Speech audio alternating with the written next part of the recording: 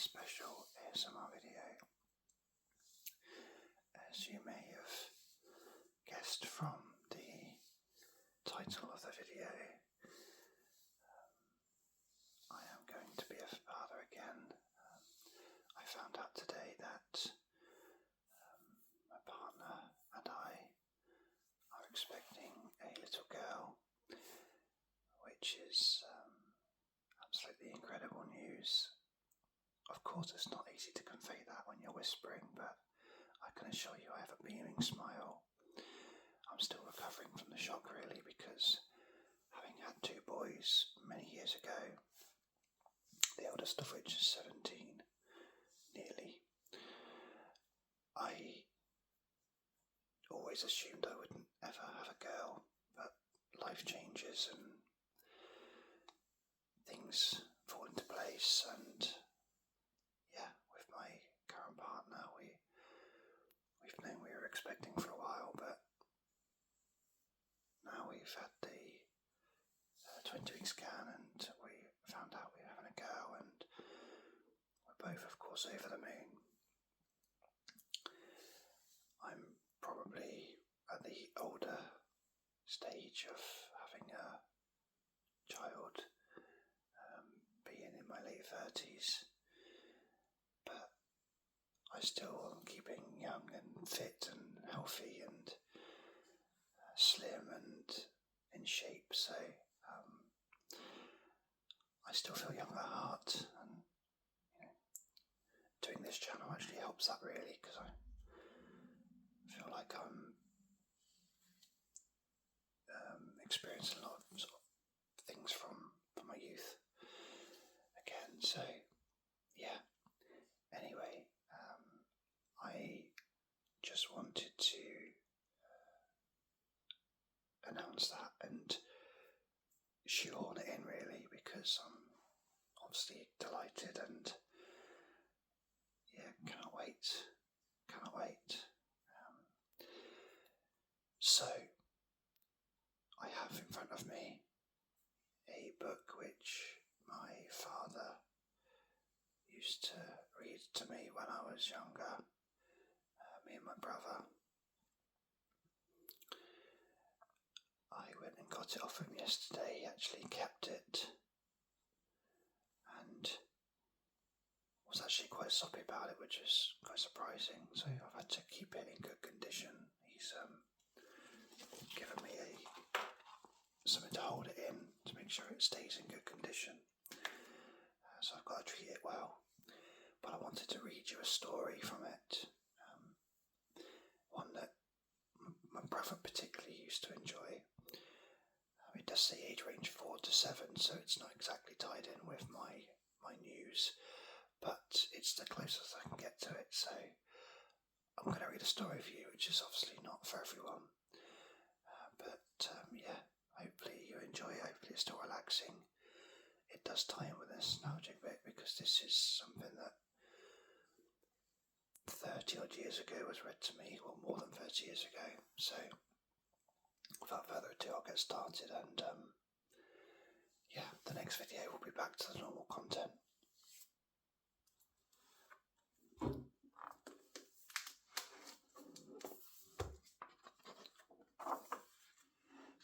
These stories are actually a bit longer than I thought they were. I thought they were only going to be like a page or two, but they're a few pages, so you have to bear with me.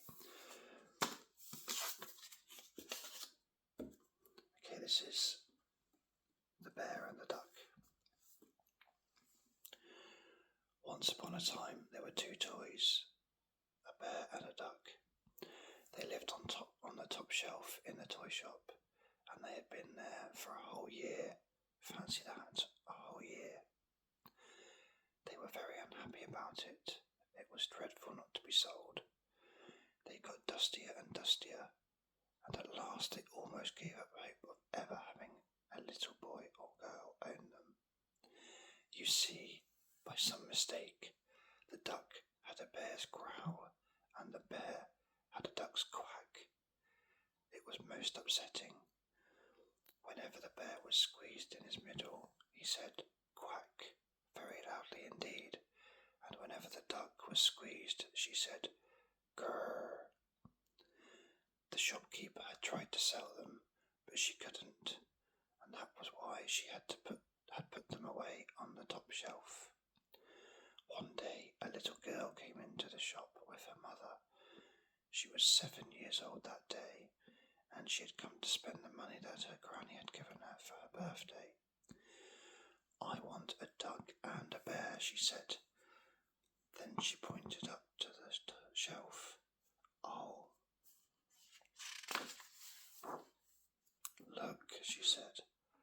"There are two there, and they are just the size I want." The shopkeeper took them down from the top shelf, and oh, how excited the duck and bear felt when they thought they really might be sold to this nice little girl. "Do they say anything?" she asked. "Well," said the shopkeeper, "it's rather funny. The bear quacks like a duck, and the duck growls like a bear. A mistake was made, and it is impossible to put it right." The little girl pressed the bear, and he made a quack loudly. Then she pressed the duck, and it had to growl. Grrr. "Oh," said the little girl, disappointed. "What a pity. I don't like a bear to quack and a duck to growl. It's all wrong. I'm afraid I don't want them." The bear and the duck could have cried. The little girl looked at them again, and they looked so sad that she felt sorry for them. "I'll see if I can get a bear that growls properly and a duck that quacks in the right way somewhere else," she said. "But if I can't, well, I might come back and buy these two." "Very well," said the shopkeeper, and she put the two toys back on the top shelf again. They watched the little girl take her mother's hand and go out of the shop. They felt most unhappy. To think they could have been sold and gone to the same nursery to live with a nice girl like that. That night the bear spoke to the duck. "Quack," he said. "Duck, listen to me. It's quite time we did something to help ourselves." "Grrr," said the duck. "I agree with you, but what can we do?" "Quack," said the bear, thinking hard. "We will go to the little wise woman on the hill and ask for her help. Maybe she can do something for us." "Grrr, goodness me," said the duck in surprise. "Dare we?" "Quack, certainly," said the bear, and he jumped down from the shelf. The duck followed, and they went to the window, which was open at the bottom. Out they went and walked over the wet grass. The duck had to waddle rather than walk, so they couldn't go very fast. At last they came to the hill where the little wise woman lived. Her cottage was at the top, and the two toys could see that it was lighted up gaily. "Perhaps she has a party tonight," said the duck, out of breath. "I do hope she hasn't." But she had, and just as the two toys got to the cottage, the guests began to go. Out went Dame Big Feet, the witch, her broomstick, and with her flew her black cat. Out went Mrs. Twinkle, the fat woman who sold balloons all day and made spells at night. After her went Mr. Poker Man, who was as tall and thin as a poker, and last of all went Little Roll Around, who was as round as a ball and rolled down the hill instead of walking. "They have nearly gone," whispered the duck to the bear. "Let's wait outside till the cottage is empty." So they waited in a corner until all the goodbyes were said, and then they crept out.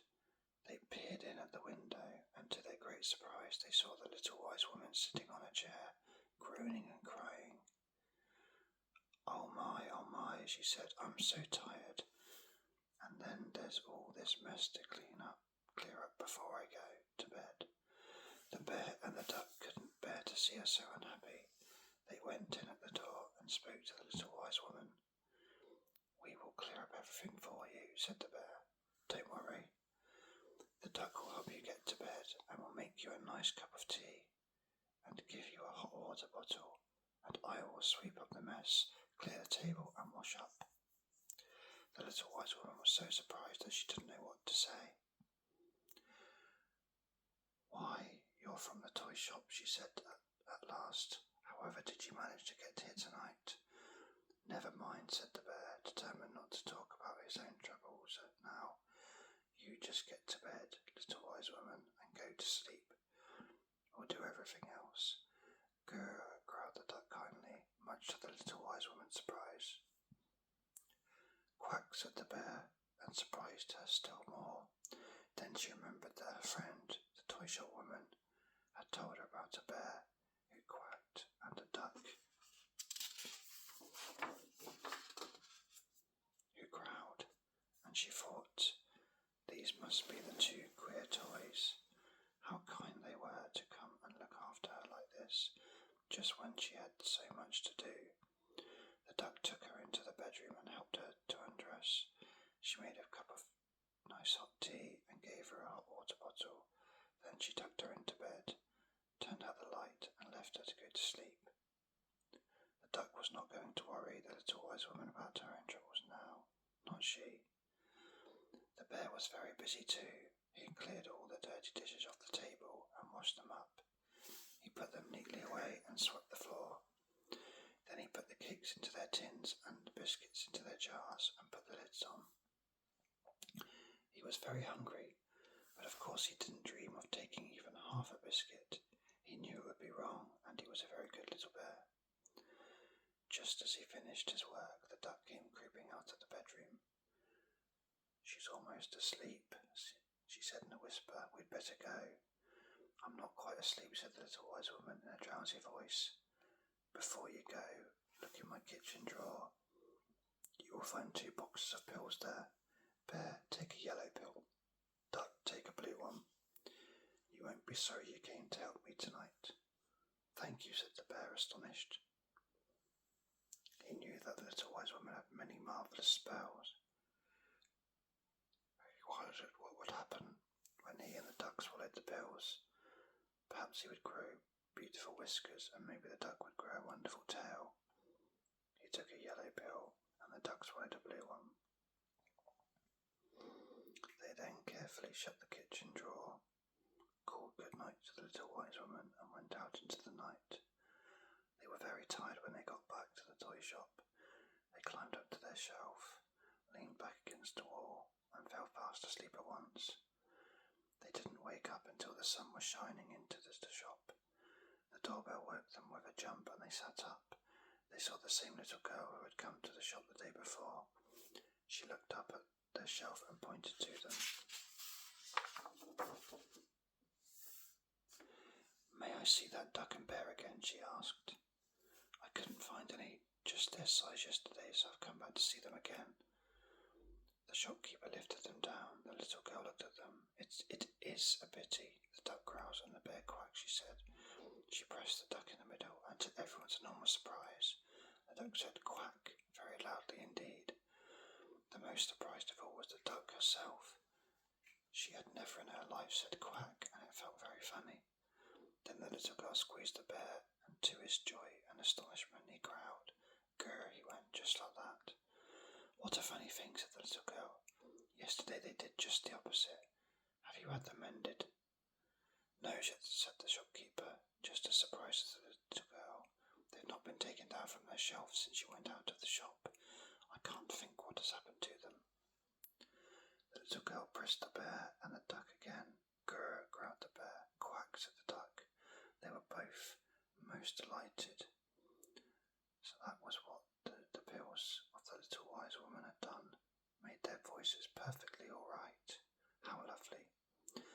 "Well, I will buy them now," said the little girl. "There's nothing wrong with them at all, and they are just what I wanted. I think the bear is lovely and the duck is a dear. I shall love them very much." How pleased the 2 toys were when they heard that. When the shopkeeper popped them into a box, they hugged one another hard, so hard that the duck had to say "quack" and the bear had to say "grr." "Listen to that," said the little girl, laughing. "They're saying that they're glad to come home with me. The duck and the bear are very happy indeed now, and you should just hear the duck say "quack" and the bear say "grr" whenever the little girl plays with them. They have quite the loudest voices in the playroom. There we have it.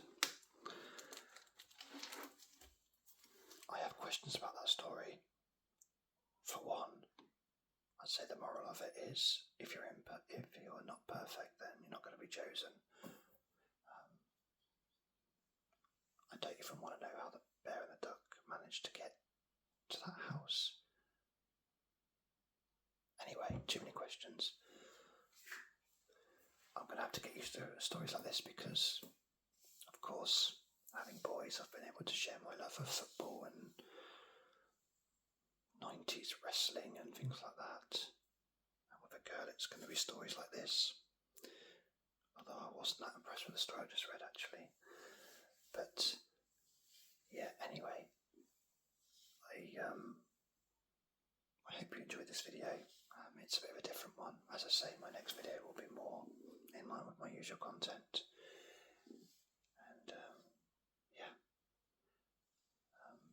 here's to a healthy next few months and very exciting times to come. So, although this channel spends all of my time looking back and reminiscing about the past and how wonderful it was compared to the future, which in a general sense is true, I've now got a reason to look forward, and the future is suddenly much more interesting than the past. And I'm just so very happy. Right, I'll end the video there, and thank you for watching, and hopefully the story was a bit different and different in a good way, and hopefully it was nice for a change. Okay, I'm waffling, so I'm going to go. Thank you so much for watching. Thank you for supporting the channel, and I will see you on the next ASMR nostalgic video. Cheers.